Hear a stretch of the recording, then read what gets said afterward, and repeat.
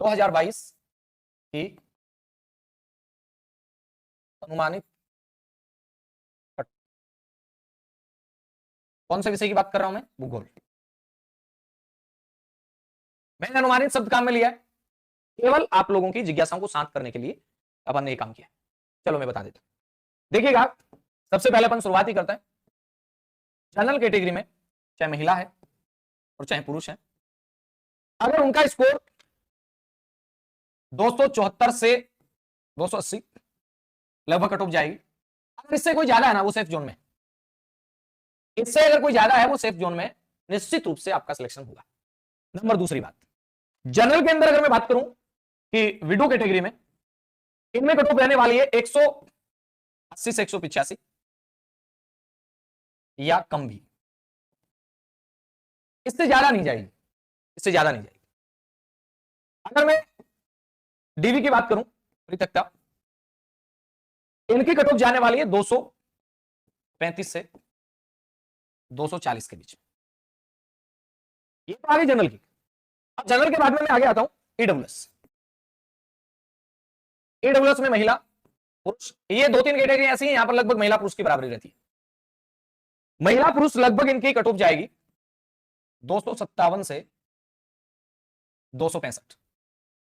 और window category की अगर मैं बात करूं तो 180 प्लस में सभी, यानी जो न्यूनतम पात्रता को क्लियर कर जाएंगे वो पास है निश्चित रूप से। इसके बाद विडो के बाद में अगर मैं डीवी की बात करूं तो इसमें 220 प्लस, 220 प्लस वाले सभी। ये आगे ईडब्ल्यूएस की बात।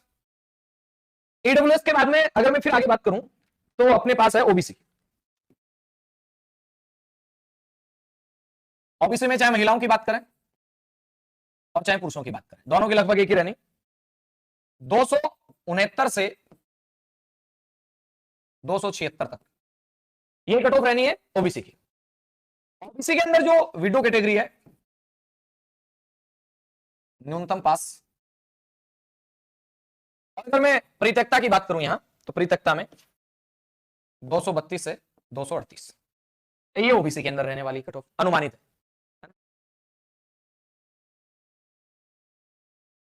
ये मैं फाइनल बता रहा हूं, सिंगल नहीं बता रहा। ये डबल की कट ऑफ रहनी है, सॉरी सिंगल की कट ऑफ रहनी है। डबल के अंदर तो आपको इससे कम में बुलाया जाएगा। मैं फाइनल कट ऑफ की बात कर रहा हूं, ठीक है। डबल का कोई बताने का कोई मतलब नहीं। डबल में तो बुला लो चाहे नहीं बुला लो, क्या फर्क पड़ता है।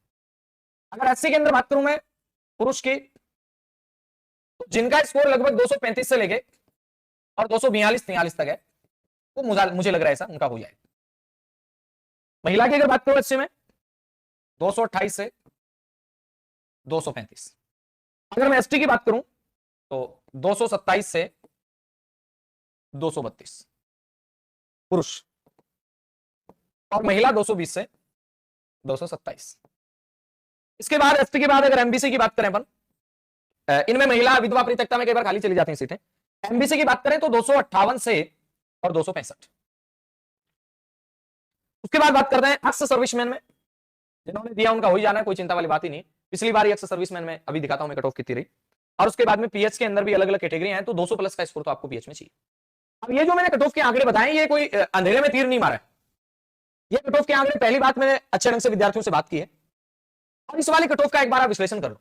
जनरल की पिछली भर्ती में मेन कट ऑफ 291 रही, ईडब्ल्यूएस की 269 रही, एससी की 241 रही, एसटी की 230 रही, ओबीसी की 283 रही, एमबीसी की 265 रही। अब की बार क्या क्या बताइए वो आपने देख लिया। तो ये चीजें रहने वाली हैं, कुछ ज्यादा सा फर्क इसमें मुझे नजर आता नहीं। जरूर दें, ठीक है। और शुरू करते हैं कि वास्तव में क्या रह सकती है कट ऑफ ये सब लगने के बाद। हमने देखा है कि जनरल जो कैटेगरी है उसमें जनरल के अंदर मेन और वुमेन लगभग कॉमन रहती है, और उसको हमने लगभग 265 अंक है।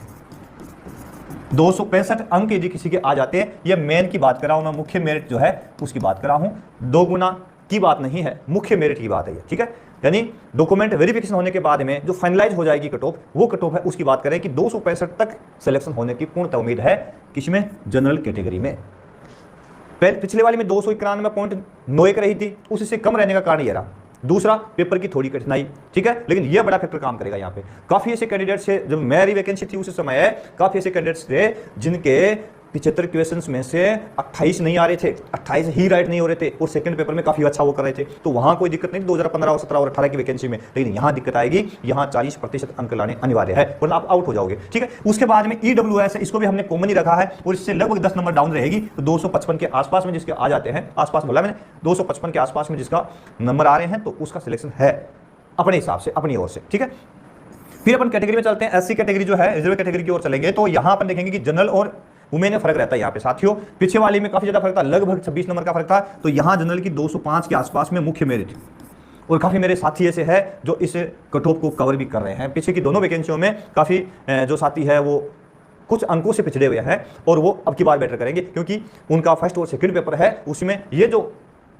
शर्त है इसको उन्होंने क्वालिफाई कर रखा है। तो यहाँ पे जनरल जो कैटेगरी है यानी SC के अंदर सामान्य पुरुष जिसको अपन कहें, तो उसमें 205 अंक वाले जो है उनका सिलेक्शन मुख्य मेरिट में हो जाएगा, और महिला 285 अंक, यानी यहां पर भी अंतर लगभग 20 नंबर का, यहां भी अंतर लगभग कितने नंबर का, 20 नंबर का अंतर यहां भी आने वाला है। ठीक है, तो 185 के आसपास में यदि नंबर आ जाएंगे किसी महिला को और वो क्वालिफाई कर रही है दोनों पेपर्स को, तो उसका सिलेक्शन श्योर है।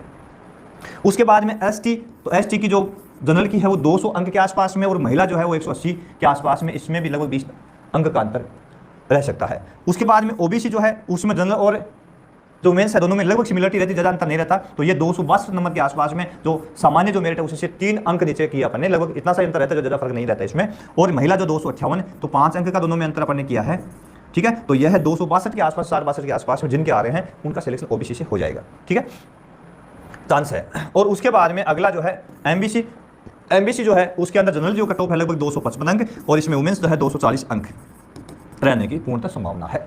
और उसके बाद में जो अक्स सर्विसमैन है, अक्स सर्विसमैन जो है, अक्समैन जो है उनके लिए क्या है कि जिन्होंने 40% से दोनों पेपर क्वालिफाई कर लिए, ठीक है, इसका मतलब 2 पास आउट हो गए, 40% जो है वो अंक ला करके पास आउट हो गए, वो लोग यहाँ पे आ जाएंगे, इजीली आ जाएंगे।